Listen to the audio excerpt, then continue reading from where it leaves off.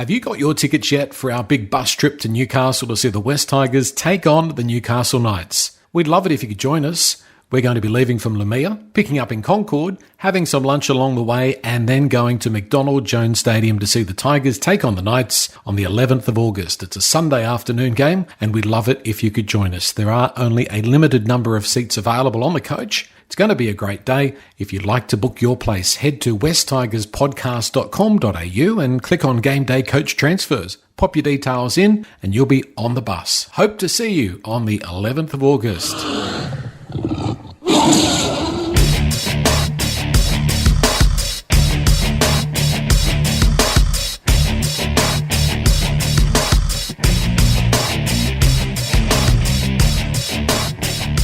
West Tigers podcast, episode number 335. We don't have injuries or suspensions like the NRL side. It's the regular team, Eddie, Declan, and Gary on a Wednesday night.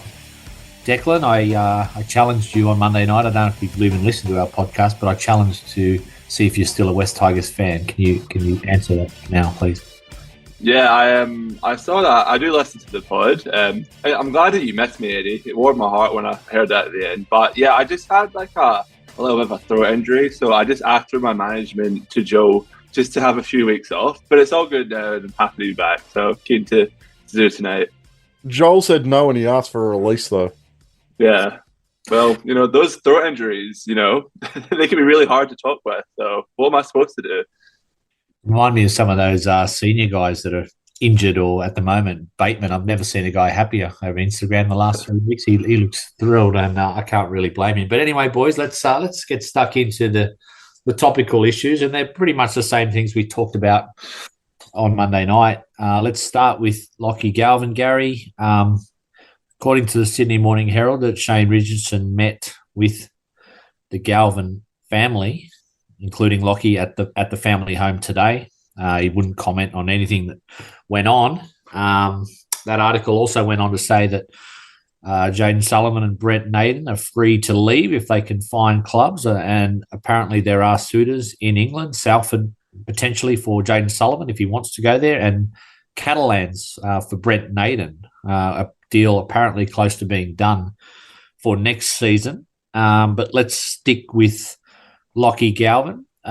Just start with a question, Gary. How concerned are you on a scale of 1 being least concerned to 10 extremely concerned that the Tigers will release him before next season? Releasing him, I'm not that concerned about, so that's probably about a 2 or 3 because I don't think that's going to happen. I think Shane Richardson will hold him to that contract, and I'm sure that was discussed today in the meeting with his family.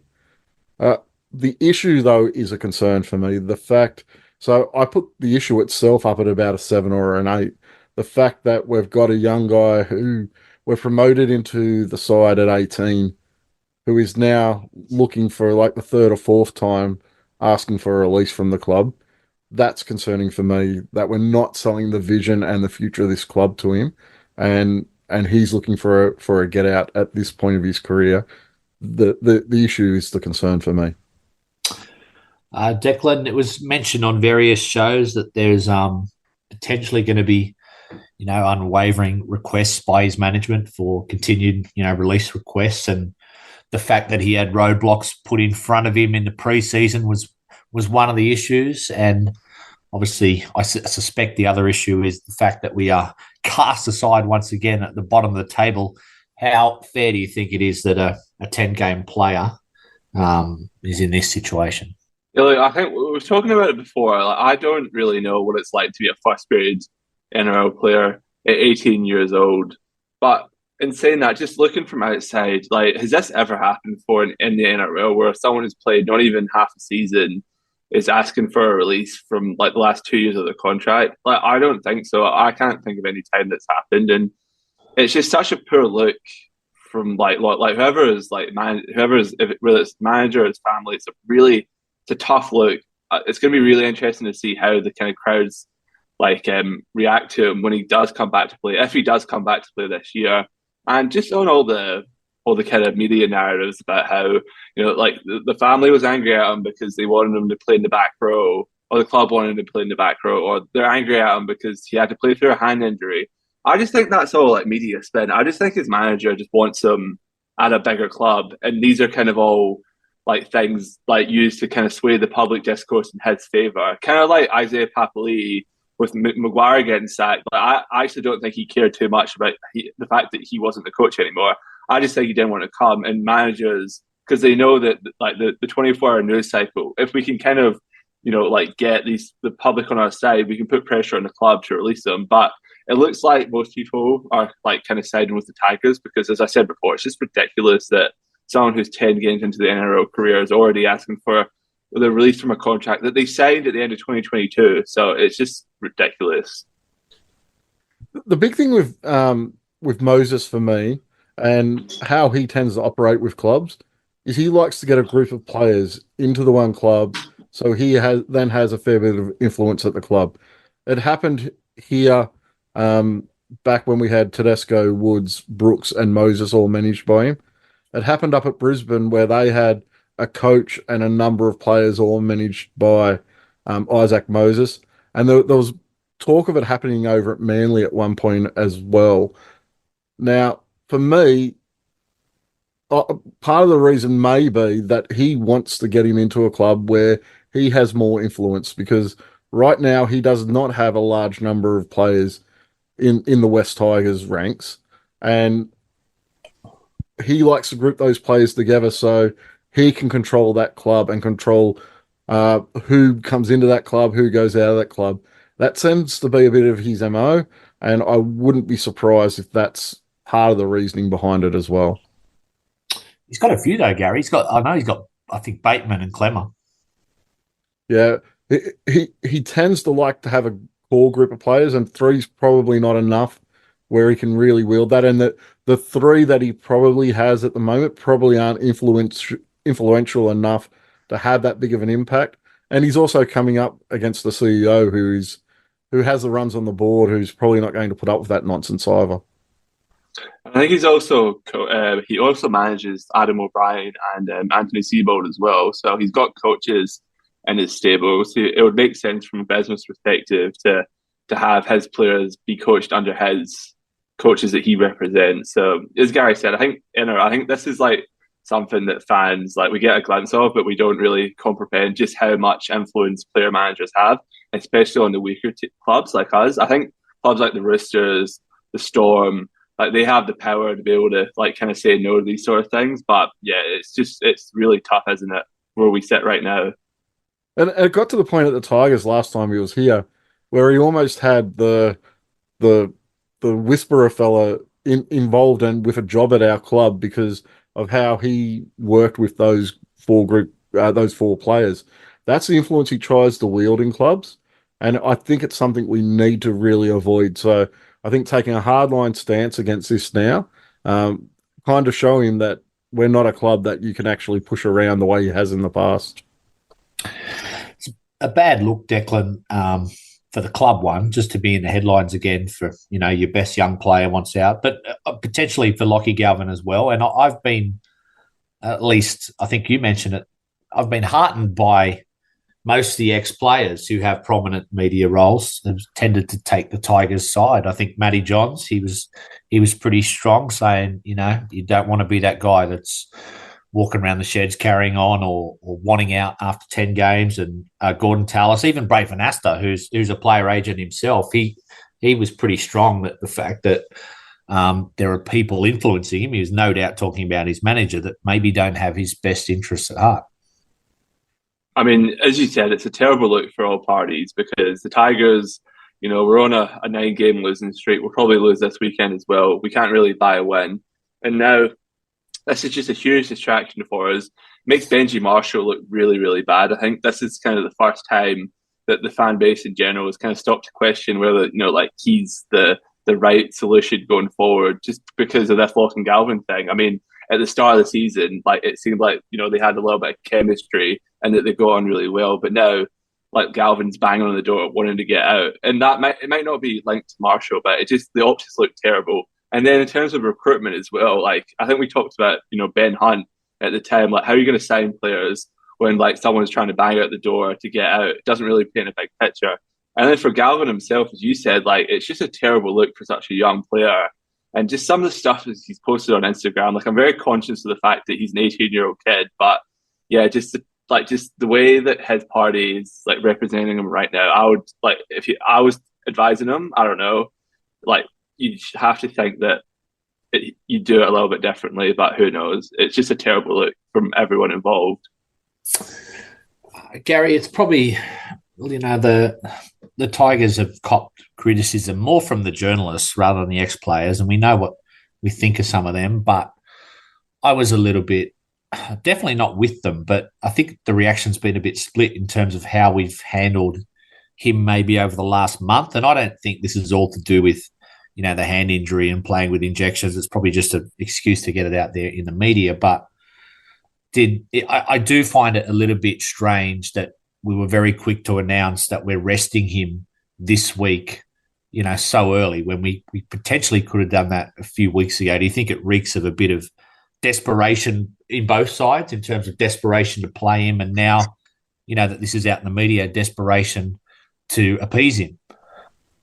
Well, I hope that's not the case. I hope we're not making our decisions based off kind of the media perception of the club. That's just setting yourself up for failure. We need to be making the decisions about what's best for our players and what's best for our club. And if the club has made the decision to rest him this week just because there's speculation and there's stories that he's not happy that he's been playing through injury, being in the media, then I don't think we should be doing that. If there's been a proper conversation had where he says, I need a bit of time off, I need a break, which is all I think he really should have needed to do, being a young player. If he was struggling with that injury and struggling with the pressures, a conversation about a week off might do me the world of good, or a couple of weeks off might do me the world of good. I would hope we would have listened to that conversation if that was ever had. I really hope it's not just a knee-jerk reaction to the articles last week saying that we're playing him busted and trying to avoid negative press. You have to do what's best for your players and you have to do what's best for the club, and you shouldn't be listening to the media regarding that. It's hard to know, Declan, isn't it? It's hard to bag Benji for playing him. We don't know the conversations they have, and it is fairly regular for players if they can, if they put their hand up to play, to have injections before the game. But yeah, do you think he could maybe? Do you just give him a week off, or do you wait and see? I just get the feeling maybe you could do with 2 or 3 weeks off until we maybe get some senior guys back. I don't know when Bateman and Clemmer are back, but I just think we need something a little bit around him at the moment because, the losing streak's obviously having an effect.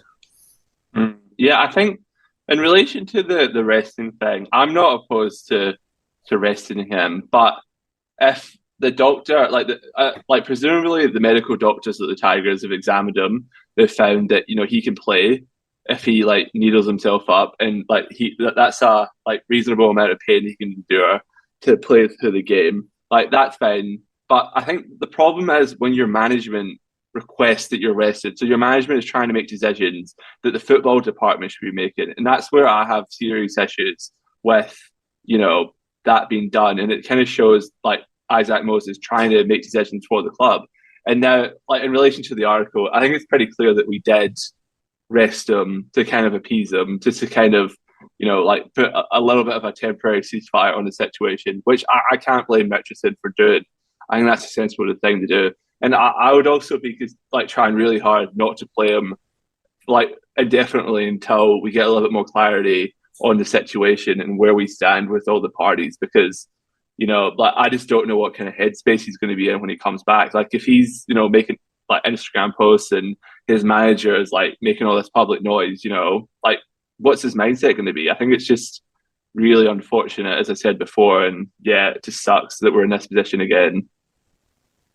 It's a really odd one, though. There seems to be a little bit of confused messaging coming out about it as well, because there was also reports late last week that he wasn't happy about the possibility of Latu Fainu getting some time in the halves and him spending some time in the centres.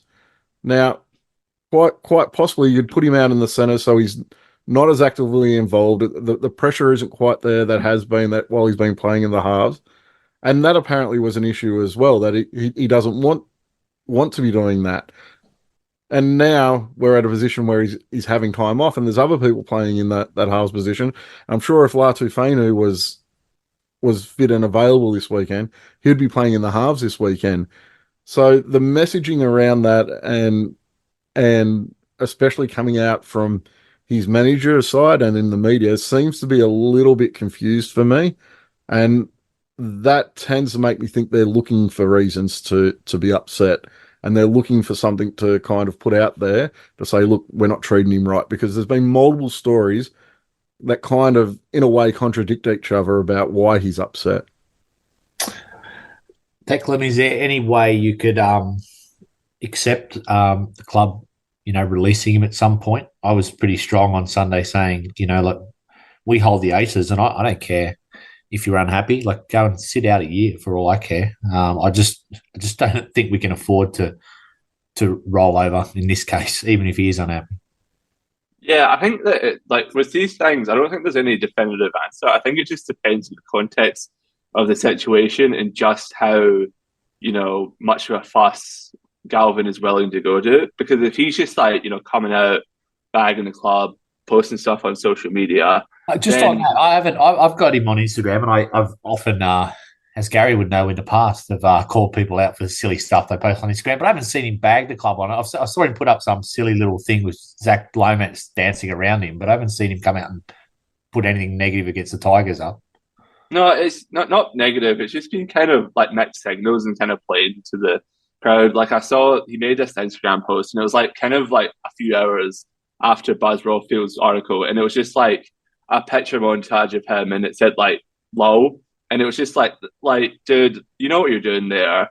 I mean, fans are gonna interpret that, and you're smart enough to know not to do that. And he also liked a Clarkey post about how he'd been given permission to, or he requested a release. To be fair though, there was a few because Clarkey does that thing where he does a media roundup where there was multiple stories about him, and some of them were that he wanted an upgrade as well. So that's a little bit ambiguous as to what he was liking. But it's just really dumb, to be honest, and it just paints him in a really bad light. Yeah, they sound similar posts to the ones Jerome Luai would be putting out, so maybe they'll get on pretty well together when Jerome gets over here. Don't remember Jerome demanding a release from the club he's at, so maybe that's a key difference. He's an antagonizer, though, Jerome. I like him, Gary. I like his personality. I'm sure you do. You see some similarities, Eddie? All right, boys, let's talk about AJ Kapoa. He's gone to Penrith straight away. Another one through the shredder, as Joel would say, Declan. How disappointed are you on a scale of 1 to 10, with 0 being, not disappointed at all, and 10 being you're shattered that he's gone? I'll probably say a 3.5. I think that I'm probably that high? In the middle. Really? Yeah, I think I'm in the middle between you and Gary and Joe, and then on the other side, Steve. I think that Kapoa, there is a good. I'm negative 14. I think with Kapoa, there is a good player under there, but he's just proven time and time again that he's just unreliable in crucial situations. And I think that as a club, we need to get rid of those kind of players and bring more consistent players that the difference between their best and the worst isn't that much. But guys like Kapoa, they've got talent, sure, but they can cost you a game quite easily. That's why I understand. But it is disappointing because he did come to the club with reasonable raps when he came from the Roosters, and it just sucks that he never really amounted to much when he was here. Error prone and ill disciplined far too often. I think these are the type of players we need to be moving on at the moment, and I think it's a good sign that the clean out is actually in full swing. I was going to ask that, Declan. Is it? It's frustrating in a way that this is a pattern every year. I feel like halfway through the year, we're just shipping players off and giving up on the year. But is it a necessary evil, given we need to rebuild the roster? I mean, we've lost Jake Simpkin and now Kapoa in a matter of weeks. We know Papali'i's going next year. We haven't bought anyone in, so the roster is indefinitely just weaker over the past couple of weeks. Is this a necessary evil, or are you frustrated by it? It is frustrating because it's the clear sign that, like, the impact of his changing direction so many times. And it sucks as well because, you know, like you hear guys like Charlie Staines getting shopped around, but we signed him in the off season. So, you know, it is kind of annoying. And like Benji Marshall was supposed to have carriage and like final approval of who was kept, you know, all the way back to when he was assistant coach. But now that doesn't really appear to be the case because, you know, they're moving on guys like Brent Naden, who he was there when he re-signed. So that's frustrating. And I agree with you. We just seem to be in the same spot every single year.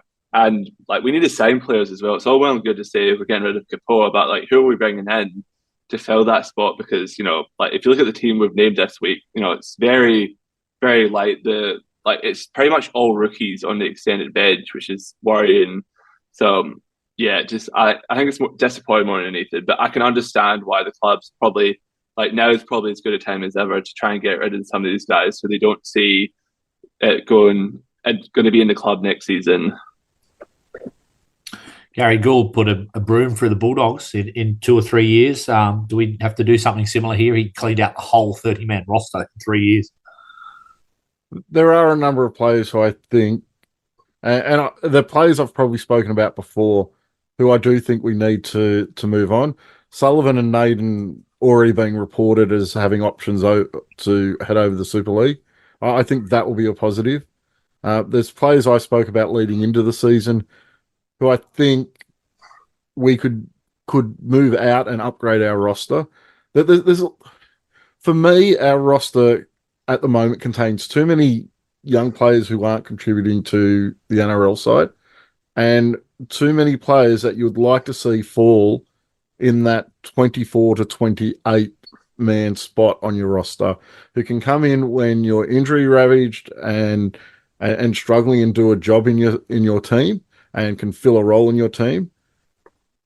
But you don't want to be relying on them every week. And at the moment, I think we've got too many of those sort of guys that we're relying on every single week. And that's where the true weakness in our roster is at the moment. I think there's just not enough depth. And the guys we have starting are probably the players we should be using as our depth players.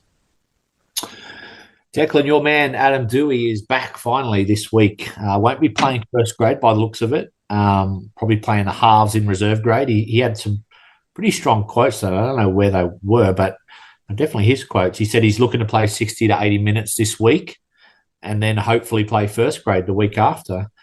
He also said, I want to be that dominant figure. I'm paraphrasing here. Show people the standards. If people are not living up to the standards, they can go back to reserve grade. He said, I've been back training 2 months with the regular squad and the intensity's lifted. He's not short of confidence, Adam Dewey, despite having missed the last 14 months.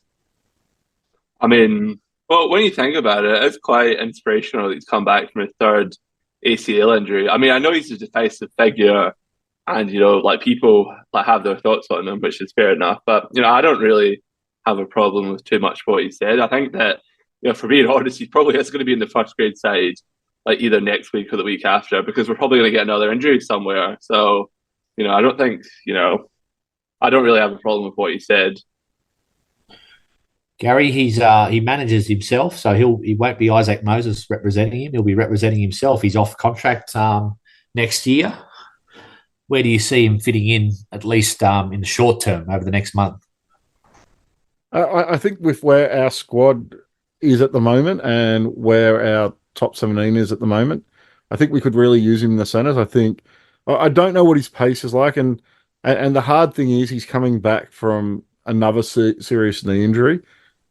But I think at his best, I think he could really take a spot in the centres for us. We may need to use him in the halves, and as everybody probably knows, I'm not a huge fan of him playing in the halves.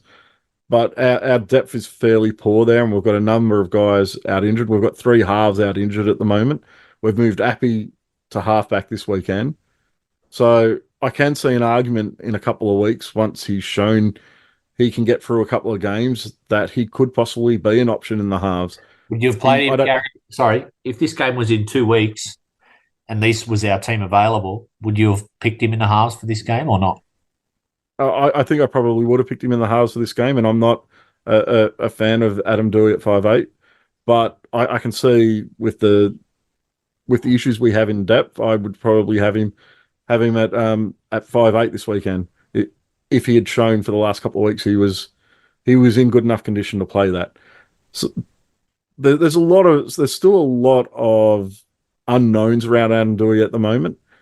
How he's going to come back from that knee injury, how his pace is going to hold up, because he already wasn't a hugely quick sort of player. So there's still a lot of question marks around him. But with our roster between now and the end of the year, I do think he probably has a role to play in that first grade side. Gary mentioned unknowns there, Declan. The greatest unknown for me is, will he be happy to play, potentially in the centres in first grade, or is he still of the mentality that I want to be a half? And I guess we'll probably find out with what happens the rest of the year, whether he re-signs if he ends up playing in the centres or whether he chooses to go elsewhere. Yeah, I mean, if we play him in the centres and then, he decides no, I want to try my luck at another club, then I don't really have a problem with that because, he's off contract, that's his right to do that. But yeah, hopefully, he just comes back and he doesn't get injured. I think that's probably priority number one, just to get his legs under him again. And yeah, we'll just go from there. It's too much of an unknown at the moment. I think all we know for sure is that he has utility value when he's fit and available, but the problem is he just hasn't been able to stay fit and available for too long. The interesting thing is I was out at the Members' Day on Monday, and they had an open training session during that, and he spent quite a bit of time during that session at halfback. So not just playing in the halves, he spent a fair bit of that time at halfback. So he said earlier in the season that he wanted to transition and become a halfback. So he may be getting that a little bit of an opportunity at that as well. Well, does this Galvin bombshell, does it change anyone's perspective on Adam Doueihi?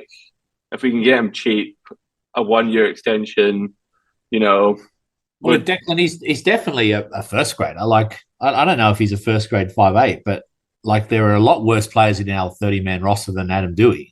So I don't think I would have a problem at all if he wants to sign on for one more year at a bargain rate. Whether he wants to do that, though, is probably another question. But for me, if you're signing him and extending him, it all comes down to attitude and willingness to play a team first role. Because I don't think he's going to be an option in the halves long term. I don't, possibly in the centres, possibly at lock, but I think he needs to have the attitude of I'm going to play what suits the team if you're going to extend him. I don't think we can extend him as a halves option. Because if you're doing so, you're probably extending him as a backup half, and whether he'd be happy with that as well. So for me, and he has every right not to take that on, but for me, he needs to be someone who's willing to play in multiple positions for us to extend him. Yeah, let's hope Lachlan Galvin takes your advice, Gary, because it seems like he has to, play 6 fully healthy and, nothing else. So yeah, let's hope that he takes your advice as well. I've got a new game, boys. It's replaced buy, sell, hold. Not permanently, Gary, but just for no, because that's your favourite game, Eddie. You couldn't be throwing the baby out. It's called Benji or Breakup. I've called the game. So I'm going to give you a choice between two people. You're only allowed to choose one who can be at the club going forward. You excited, Gary, about this game? Sounds fantastic. Sounds like so good for harmony of our club and our fan base. Sounds like a great game, Eddie. Some of them might be easy. Some of them might be tough. And I will say that Joel encouraged this game, Gary. He was the one who was... yeah, I did see that question this afternoon, yeah. Eddie. Declan, I'll fire the first one at you. Benji or Bud Sullivan? Benji. Easy. Gary, Benji or the old guard of Justin Pascoe and Lee Hadjipantelis? Mate, that's simple as well. Benji, you're throwing up some softballs to start. You said it's negative, and now you're calling softballs. This is positive. It's all Benji. And it's really exciting, Declan. I know you're a soccer fan. It's very exciting for Newcastle Jets, having Lee and Justin buying 25% stake in that club. I can see some real, big success there the next few years. I mean, to be fair, I don't think there's much crossover between our fan bases, so they probably have no clue who those two are. But yeah, I'm very excited to watch from afar. Did Justin buy himself? Did Justin buy himself a job? Is that kind of what it was? You buy a club, so if there's anything going worse than the West Tigers, Gary, it's the A-League. So good luck with that, boys. Declan, Benji or Robbie Farah? Benji. I think that Robbie Farah, yeah, I think we've all kind of talked about I'd be kind of keen to get a fresh assistant coach in the attack, because it looks like Robbie Farah's always wanted to kind of shift to that admin position, and he's also quite successful as a businessman. So yeah, I'm gonna stick with Benji. Is he successful as a businessman, Gary? I mean, his pizza place didn't last too long at Norton Street. I can't remember, Like a Tiger, I think it was called back in the day. Yeah, I think his sporting tour company goes on. Yeah, 24/7. They do some stuff overseas. So wait and see. Gary, Benji or John Morris? Oh, that is a little bit harder than the softballs, Eddie. Getting harder and harder now. Well, I'm going to say Benji for now, but that could change in the next couple of months. Do you think there's sorry, you just caught me eating. I thought you were going to give a longer answer than that, Gary. That's a very short answer you gave there. I get told I talk too much, mate. On John Morris, there's some Tigers fans out there think he'd be a better head coach than Benji, but I suppose this is, when Benji was putting together his team, you need to have the trust of your assistants, and I don't think John Morris would be looking to advance into a head coaching role at the expense of someone like that. No, but you are correct that I'm sure there's some people, some West Tigers fans who would like him in that role. There was quite a large push for him to take the head coaching role when Geraldo knocked us back, and we originally pointed Sheens and Benji and came up with this plan. There was a lot of speculation around that John Morris was a candidate for the head coaching role. So to have him in that assistant role, I think is really good for the club. I would hate to lose him, and yeah, I think runs are on the board for him at the moment. I think he did pretty well at Cronulla as a head coach, and I think he's doing a pretty good job with our defence, though it wasn't too good last weekend. 2 to go. Declan, is he struggling to keep his eyes open there? This game's reaching a crescendo. You should be getting excited, not falling asleep. Yeah, sorry. Or Lachlan Galvin? Benji, just purely because I think that Lachlan Galvin, as Joe said on the podcast on Sunday, I think this behaviour is a little bit alarming for such a young age, and I don't think that amount of support for that, Joel. I saw on the podcast forum a few of the fans agree with him. Yeah, I just think that it's a very valid point, because I don't think this behaviour is going to go away the older he gets. What's he going to be like when he's 25 and he might have played Origin? So yeah, I'm going to stick with Benji on that one. Gary, lucky last one, Benji or Brad Arthur? Happy I didn't get this. Okay, that's probably is the toughest one. Where we are now, I'm going to say Benji Marshall, but I'm looking at it from the outside. I'm really at the position where I'm happy to go with what Shane Richardson's decision is on this. He's on the inside of the club. He sees what Benji's doing behind the scenes. He knows what the relationship between Benji and the players are. If that is all still a positive and Richardson sees Benji as the right person for the job, then I'm happy for Benji to be in that role. If he thinks it's time for a change and the Benji as a coach isn't going to work, then I'd be quite happy for Brad Arthur to come in based off Richardson's kind of decision. So I'm going to say Benji as an answer, but really if it was a game of buy, swap or hold, I'll be holding on this one, and I don't hold too often. For the listeners at home, what Gary just did there was provide himself with a lot of wiggle room if he wants to change his opinion. Anthony Albanese would be proud of that answer, Gary. Yeah, look, I'm not going to... I've got concerns about what I'm seeing from the outside looking in with Benji Marshall. I'm concerned about the relationship with the young guys we've got coming through, considering we've been told that that is the future of our club. I've got concerns about his kind of commitment. If the reports and the rumours going around that he's hasn't been attending reserve grade training, I think that they are massive issues. But I'm not at the point where I'd advocate for getting rid of him because I just don't know. I don't know if that's media talk. I don't know whether that's really what's going on behind the scenes. And I think we've got a guy in place at the moment who we can trust to make the tough decisions and to make the right ones for our club. Shane Richardson has runs on the board running a football club. He's seen a lot of coaches over his time. He's sacked people like Michael Maguire not long after winning a premiership. He's not going to be scared that if he doesn't think Benji Marshall is the right person for the job, to move him on. So I'm going to trust what his decision is in this situation. I'm going to trust he knows what's best. And though I do think I'm an expert on most things, I'm going to say here, I probably don't know the full answer to this. And I'm going to put the trust in the person that the clubs put their trust in to run this football club.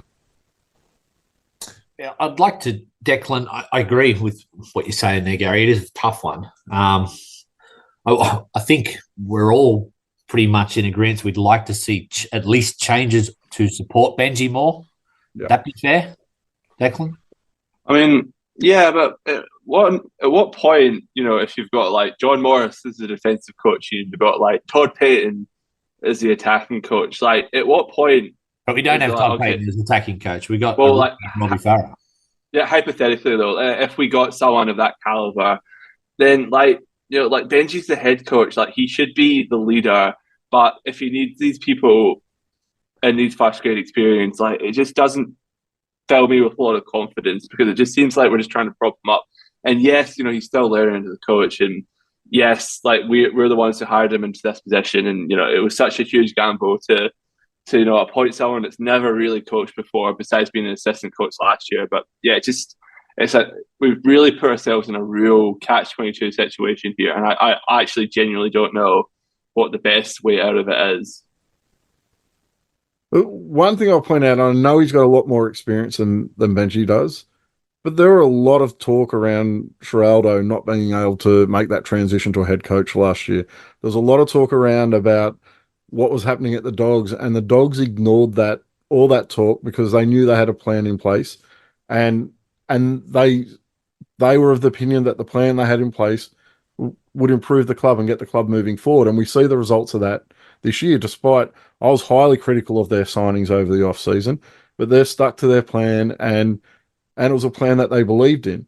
Now, if Benji Marshall is the plan that our club believes in, and they believe that despite how we're performing this year, that he's the person to turn it around, and with a few key signings and with a clean out of the roster, we can get the club moving forward. And if that's the plan that Shane Richardson and co really believe in, then that's what they should do. But if they can see issues in the plan and reasons that we can kind of look at from the outside but don't really know from the inside, then it will be time to make a change. But I do, I'm going to repeat what I said earlier, I do really think it's a decision that has to be made by people who have more knowledge of what's happening in the club than what we really do from the outside looking in. But like comparing Benji to Geraldo, it's not a good comparison because although like Geraldo is a rookie NRL coach, he's got a lot of experience in the lower grades, and he worked his way up.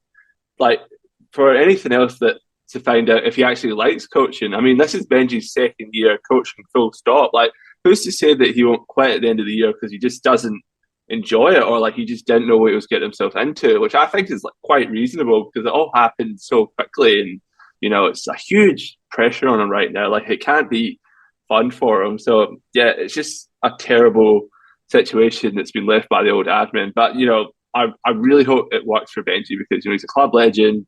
I agree with you guys. I think we've all said like there's a good coach under there, but hopefully he's not a victim of the circumstances that the club finds itself in at the moment.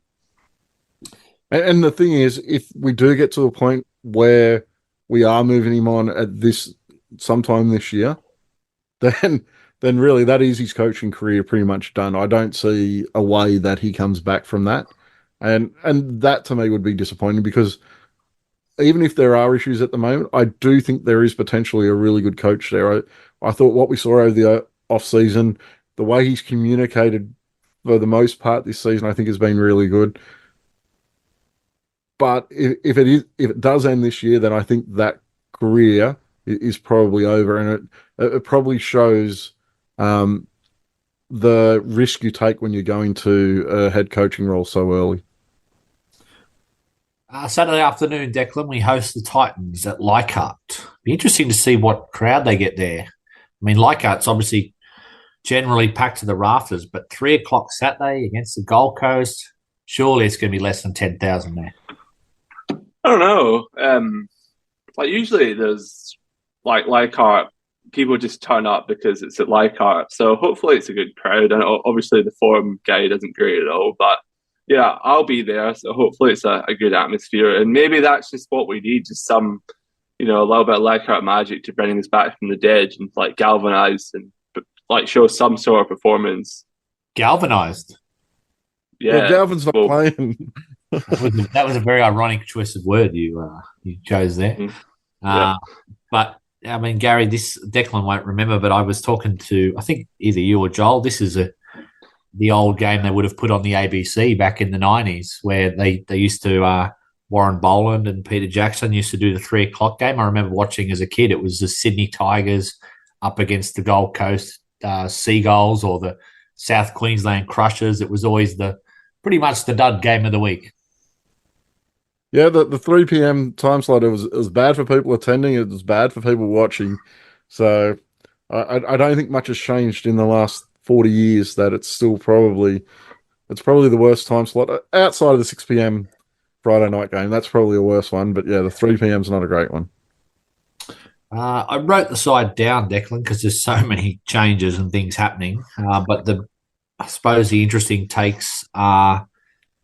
First off, potential debutant. It's not confirmed, but Jordan Miller, your man you've been talking about for a while, young prop forward. I'm not sure how old he is. Is he 18 or I think he's not much older. Teenager, definitely. Looking at a debut. Yeah, he's 19 years old, and yeah, I'm a big fan of him. I saw that SG Ball game at the start of the year, and I was a little bit disappointed because he looked a little bit unfit. But I think that he's found his match fitness, and by all accounts, and what I've seen from New South Wales Cup, I think he's found like the gears he needs to be able to perform at that level. And I think that there's a lot more value playing guys like him at the moment and playing guys like what was his name, Porter. So yeah, I'm pretty happy about it. I'm keen to see how he goes. I hopefully they only give him like small minutes. I'd be really scared if he was playing anything above 30 minutes because I'm not sure how he'd go defensively. But yeah, it's going to be good to see. And hopefully he plays well. And congratulations to him. Talon De Silva gets a crack, Gary. He's starting number 9. pretty wild, this, given he hasn't been in the squad all year. And he, seems clearly number 2. And he spent plenty of time coming off the bench for reserve grade as well. So, how long do you expect him to play at hooker? You have a look at the bench. There's not much really there to kind of rest him. So I wouldn't want to see him playing 80 minutes, but I don't really know what we're going to kind of do to give him a little bit of a break. Does Adam Dewey come onto the bench to give De Silva a rest? I doubt they'll do that because I think they want minutes in Dewey.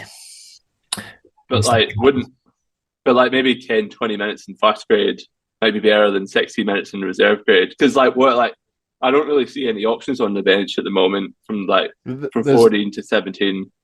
There's not really any there. So there's not really anyone you can even move into the halves and move Appy back to hooker. So it's an interesting one for me. I don't know what that real plan is. I don't know how you go from playing on the bench in New South Wales Cup not that long ago to then starting in the NRL and have the runs in your legs to be able to pull out 80 minutes.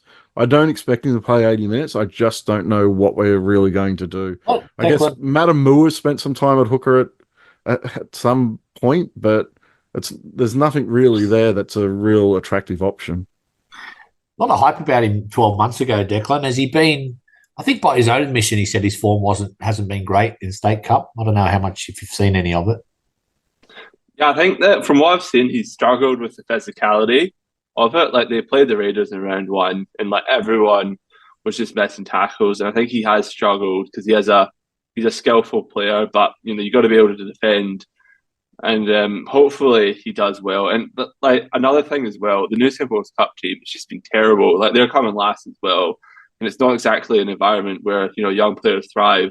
And we've seen it a few times over the years where like young players, when they come into the first grade team, they actually play better than they did in reserve grade because they're like surrounded by like NRL standard players. Obviously, we're coming last, so the standard's not great, but hopefully the silver rises to the occasion. It would be really good because another young player playing well to distract us from the Galvin situation. Hopefully, how will the halves work, Gary? Will Caesar play first receiver and dominant, even though Appy's been named in the 7, or do you think they'll play left and right? Or look, I really think if I was coaching that side, you're playing him left and right. I don't think there's really a guy that can take that traditional 5'8" sort of role out of the pair of them. Caesar has spent some time there in the past, but I don't think he has the speed for that, especially at 34 years of age. I think he's been missed, don't you think? I do think his organisation has been missed, and his sort of control has been missed while he's been out. But yeah, I think what we'll see, Matamua's down there at lock, and I think we'll see a little bit more of what we saw from him last weekend, with him playing that link role from lock and then having Appy on one side and Caesar on the other, kind of playing a little bit wider off Matamua is what I expect to see this weekend. Okay, a little bit of doubt on Justin Olam, whether he'll play as well. He's carrying a knee issue, which has been ongoing from his time at Melbourne, and something we were a little bit concerned about when he did come over. And Brent Naden, who knows what we'll get from him? I reckon we might get a blinder from Brent Naden, Declan. They're probably just keeping him out there, one, because he's the best option, and two, in the shop window.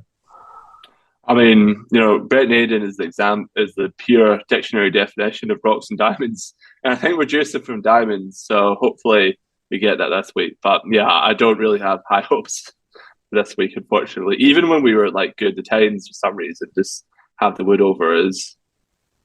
Now, one thing that we may see to get Talon Da Silva a rest is earlier in the season, Naden did play a reserve grade game where he spent a fair bit of time in the halves.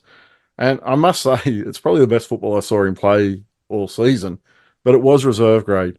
So there probably is potential there that Fatape, who's on the bench, comes into centre at some point.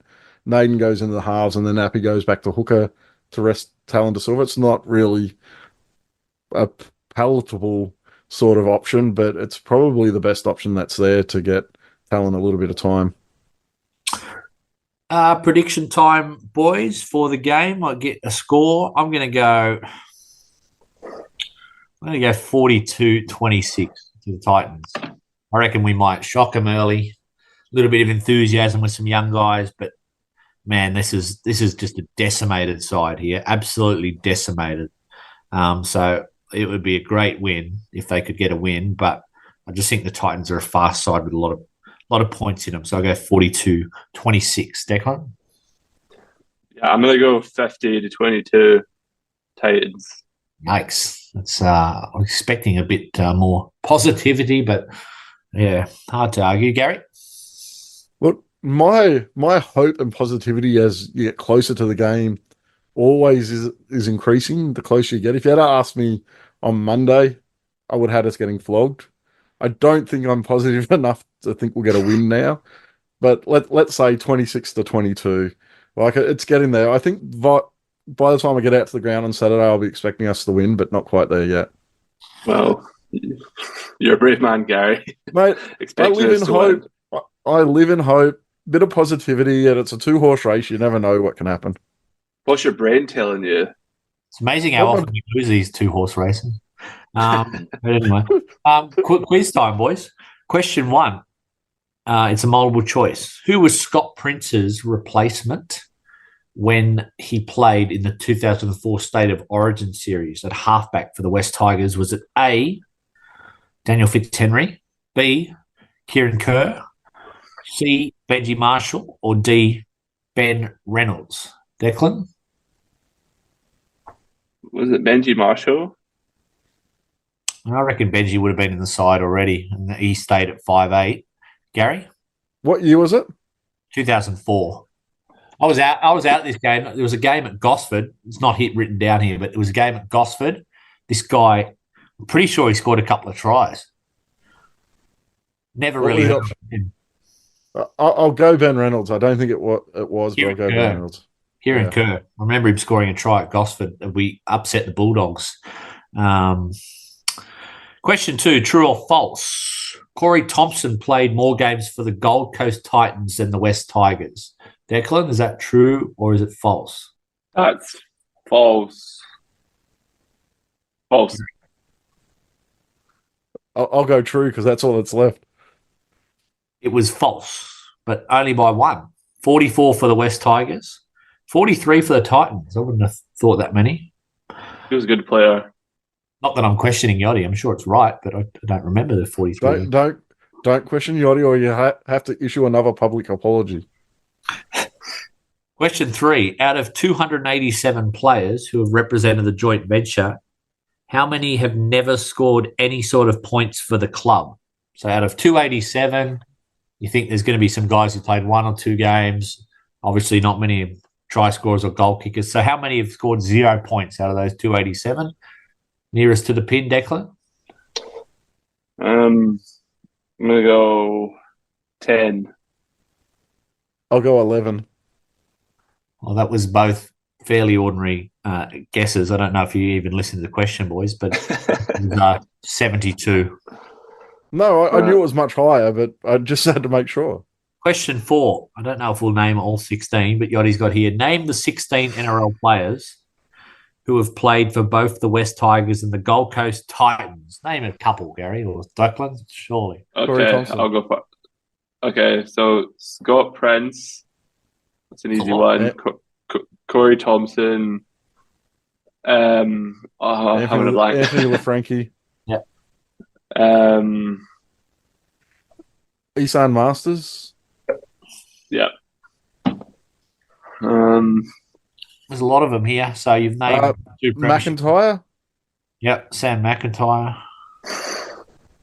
We'll go through them all. We've got LaFranchi and Prince, Ben Jeffrey, Eddie Pettybourne, Bodine Thompson, Jordan Rankin, Jamal Idris, Isan Masters, Chris McQueen, Corey Thompson, Thomas McKaylee, Sam McIntyre, James Roberts, Tyrone Peachy, Will Smith, and Aiden Caesar.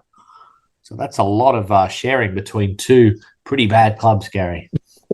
Well, you swap for rubbish, you get rubbish. And Ken Marmalade's there as well. Your favourite player. There is Ken. He mustn't have played a game for the Titans because he's not on the list. No, I don't think he has, but he's at the club.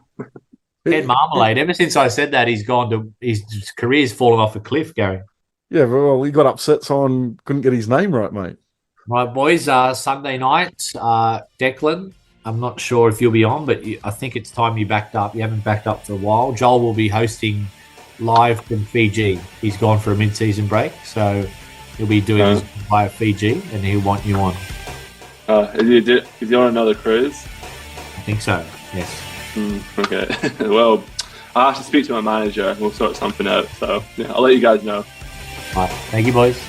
Thanks, boys. Thank you.